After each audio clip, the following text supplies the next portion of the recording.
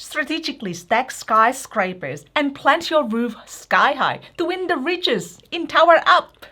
And today we'll be teaching you how to play Tower Up, game designed by Frank Curtin, Grégoire Lagi and Sébastien Pelchon, and published by Monolith Board Games. And hi everyone, it's Stella. And Tarrant, welcome to Meeple University. And hey, if you enjoyed this video, after watching, like, subscribe and comments. You know what to do.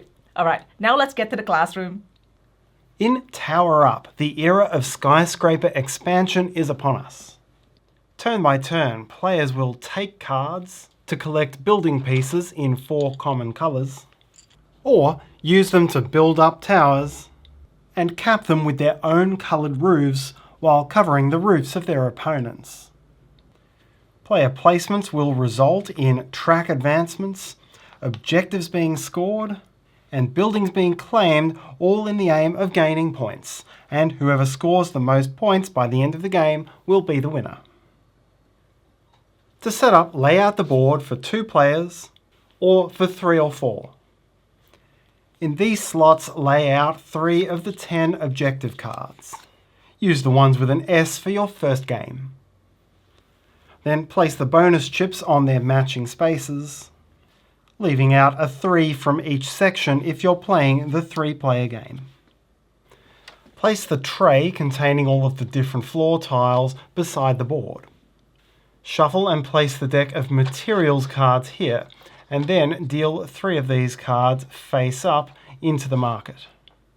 There's also space for a discard pile here. To make starting placements on the board, take a tile matching the bottom colour on each of those 3 market cards, and if there's a wild, the table can just choose anything, and then place those into any random spaces on the board. The only restriction being that 2 identical floors cannot be adjacent.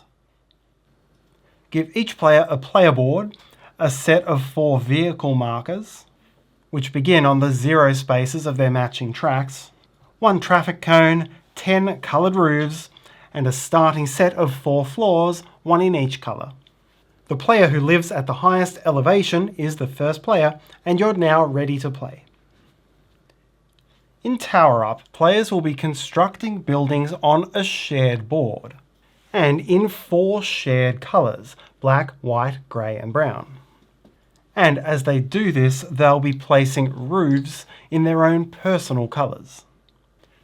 Multiple players may build roofs and build over each other's roofs within the same tower, although all floors within the same tower will be the same colour. As you build up and put your roofs on towers of shared colours, you'll advance on the corresponding track on your personal player board. As you position your own roofs in certain combinations of buildings, whether on top or in the middle, you'll position yourself to score from various objectives, and the more of your roofs you can position on the tops of buildings by the end of the game will contribute to this final scoring track. Your entire final score will come from your positions on these 5 tracks and any bonus tokens you gain. And so the key to victory is in gaining the right floors and building the right buildings at the right times to maximise these points.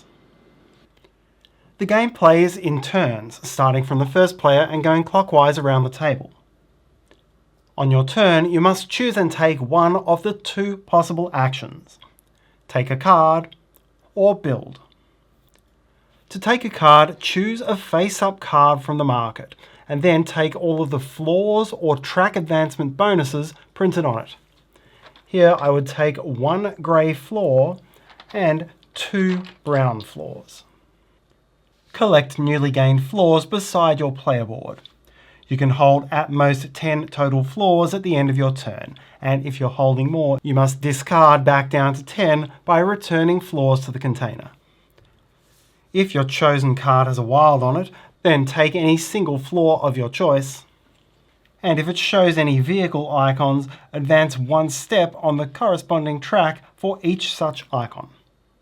Whatever the case, discard the card you've just resolved and replace it in the market with a new one from the top of the deck. The second option is to build, and this is resolved in 4 steps. Place a new building, build up surrounding buildings, place a roof, and score. All 4 steps are mandatory. First, place a new building. Choose an empty space on the map which is adjacent to at least one previously placed building. Then place a single floor on the ground on that space, which is a different colour to each adjacent building.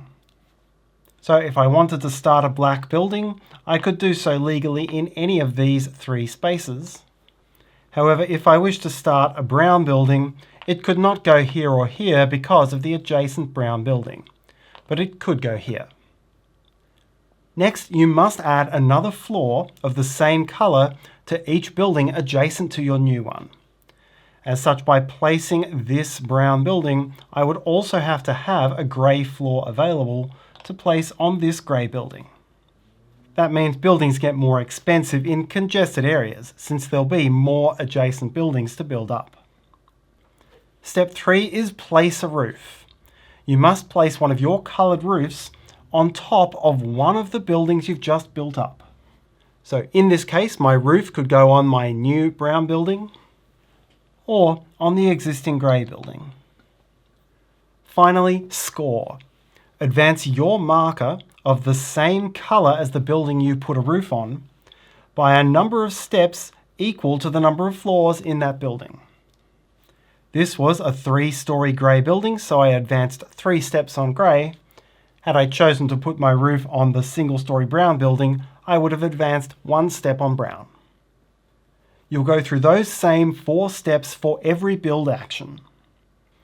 As another example, suppose I start a black building here. I must build up the adjacent buildings, which means both of these browns and this grey, and as you'll see, you can freely cover roofs which have previously been placed. Then I pick any one of those 4 buildings to place my roof, and then I score for that roof.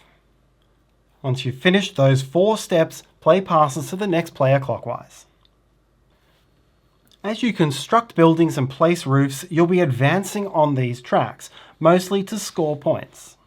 But there are 2 other bonuses you'll unlock through the game. Firstly, on your board, you'll see these 4 columns which are marked with stars. And on the turn in which all 4 of your track markers have reached or passed a given star, you gain an extra turn. In other words, finish the turn that caused this advancement and then take a whole extra turn. If you generalize advancements across your 4 tracks, you could get 4 extra turns in this way across the game. Each action can generate only a single extra turn, even if it crosses multiple bonus bars. But each bonus turn could itself trigger another bonus turn. Secondly, there are 3 objective cards which players will be racing to try to achieve based on the placements of their roofs, whether they're on top or covered. As soon as you make a placement which fulfills one of these objectives, here for example, yellow now has a roof in a black building, a white building, a brown building and a grey building, which is the requirement of this specific objective, then take the remaining highest scoring token from that objective, adding it to your player board. The other starter objectives are to have your roofs in each of the 5 different districts of the board, or to have roofs on 4 buildings in park spaces.